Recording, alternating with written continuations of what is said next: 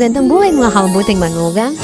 Ako nga ni Huway nakapag-desisyon na hindi ko na ako talaga itutuloy ang aking pag-workout, pag-exercise na yon. Talagang ako ay nabigo sa aking pagsubo.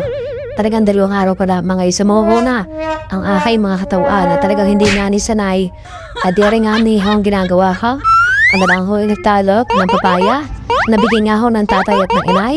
Talaga naman ako natutuwa. Pagkakalaki ng mga papaya roon ay tinangangahot kahit sa bunga. Kahit naman nga ako masasabing talagang pag ikimoy tinanim ay ikaw ay may haanihin.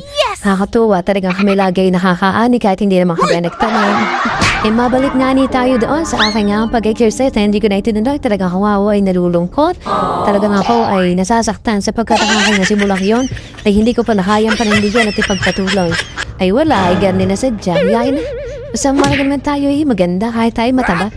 Ay inang, ika ko nga ni, ay ako ay magpapalamang na.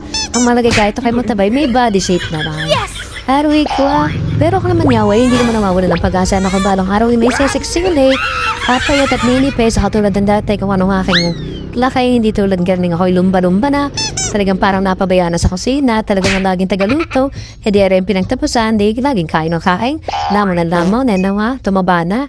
Huwag kinakali ng pasin mo yan sandi ng kinakain na kapatid. Kami naman sindyang mahirap, pero dahil nagmamayama at lagi na nag-order sa Jollibee. Tamad kumain ng mga luto din sa bahay, pagkakaarte.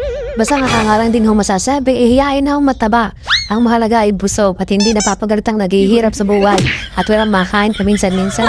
Kung ikaw naman mga chismosang kapitbahay, ikaw palakpakan tayo at ka naman po nakakawa pala yun. Hindi halata sa katawan, yung pala walang makain paminsan-minsan.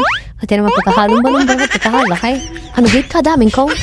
Kami naman now ay hindi naman talagang ganap na maluwasa pa ang buhay. Kahit nga kayo na ay pabalik-balik at paulig-uli lang sa ibang bansa. Kami naman ay nakakaranas pa rin mga krisis sa buhay. Talagang normal lang ang taong namumuhay. Pagkagaling ako hindi pa nasahod sa meta. Ay talagang mapalay na bibili yung guwa ng mga pidyo-pidyo at ako'y nakakading-ading. Akin nga lang din yung tinabi ang nibang papaya.